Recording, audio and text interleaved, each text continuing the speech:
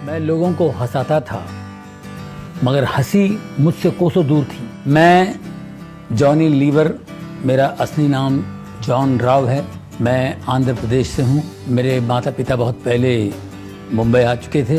King circle के slums में मैं रहता था। बारिश के दिनों में घर में पानी भर जाता था, घुटने तक पानी आ जाता था। तो छोटे से कटोरे में पानी को यूं पकड़ने की कोशिश करता था, ऐसे कभी ऐसे कभी ऐसे, कैसे कैसे कैसे।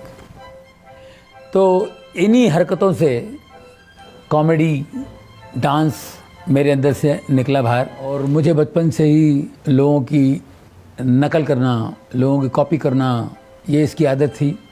लोग बड़ा एंजॉय करते थे। तो 17 साल का जब मैं हुआ तो स्टेज पर स्टैंड अप करना शुरू कर दिया, मिमिक्री के प्रोग्राम्स करने शुरू कर दिए, एक्टरों की आवाज़ें निकालना, ये सारी बातें थी। फिर जब मैं 18 साल का हुआ, मेरे पिताजी के यहाँ नौकरी पे लग गया। मेरे पिताजी हिंदुस्तान लीवर में काम करते थे। अब हिंदुस्तान लीवर में मैं काम करने लगा, 6 साल वहाँ नौकरी की।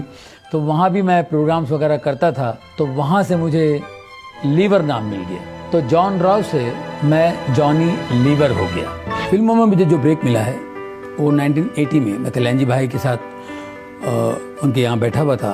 कोई चेन्नई से प्रोड्यूसर आए थे, तो बोले कोई छोटा सा कॉमेडियन चाहिए था, 2-4 दिन का काम है। तो कल्याण जी भाई ने कहा कि यहाँ बैठा हुआ इसको ले जाओ।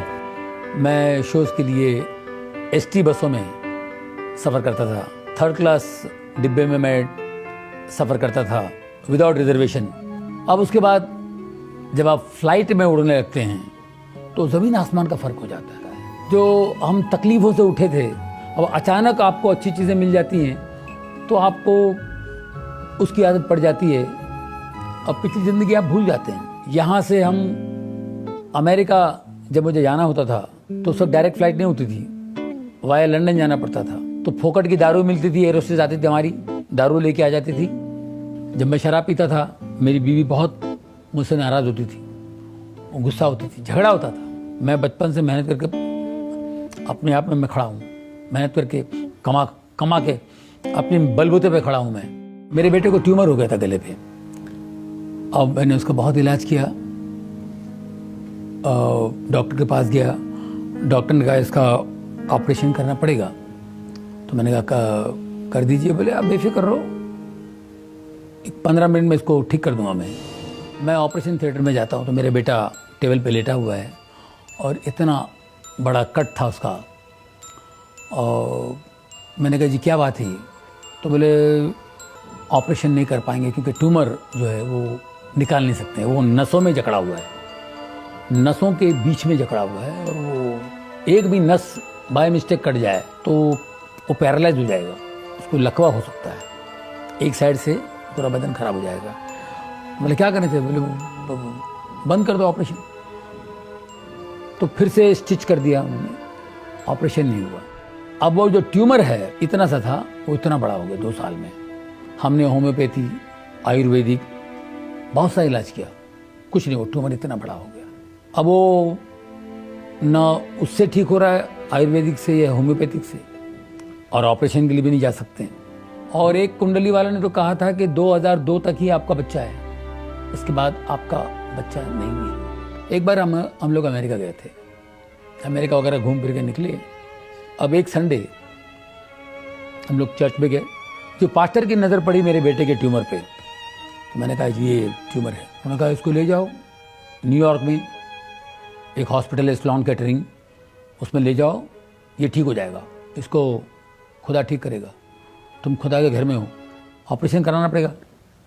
और डॉक्टर ने कहा ऑपरेशन करे तो ये होगा, लकवा मारेगा, फलाना होगा, उसकी आंखों की रोशनी जाएगी, ये सब बातें थी। तो मैंने कहा देखो डॉक्टर ने बोला ठीक है, लेकिन गॉड पे विश्वास करना बहुत ज़रूरी है, और जीसस हमारा जिंदा है। मेरी वाइफ ने कहा अगर वो जिंदा है तो आपसे बात करेंगे, आप उनसे पहले पूछिए।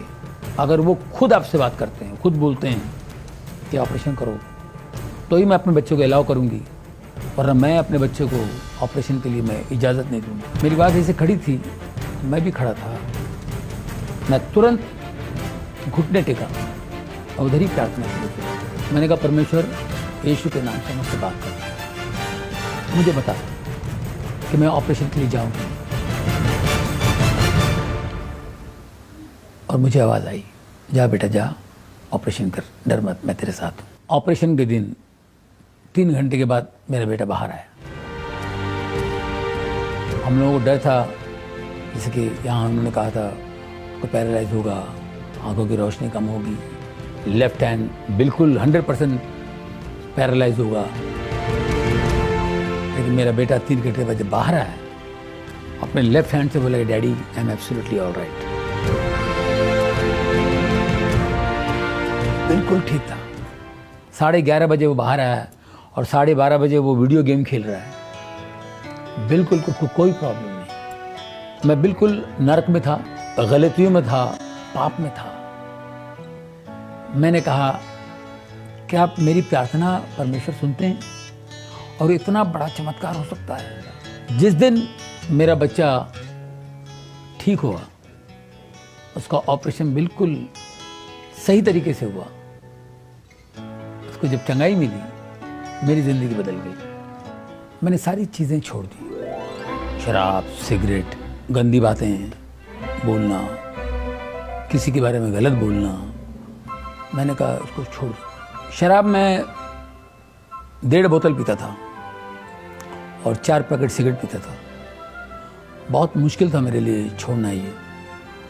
बारिश के मौसम में बहुत तकलीफ होती थी, मुझे तलब आती थी, लेकिन मैं प्रार्थना करता था कि परमेश्वर मुझे शक्ति दे, यीशु मुझे ताकत दे।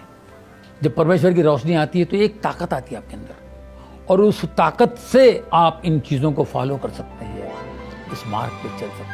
मेरी वाइफ सेवा करती है, मेरी बेटी चर्च में वर्शिप लीड करती हैं, वो अच्छा गाती हैं, और मेरा बेटा ड्रम्स प्ले करता है। हम चारों मिलकर सेवा कर रहे हैं और आज हमको इतनी शांति है और इतना सुकून है।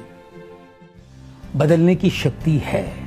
अगर आप बदलने की शक्ति को पाना चाहते हैं तो स्क्रीन पर दिए हुए नंबर पर संपर्क कीजिए और मुफ्त किताब हासिल कीजिए।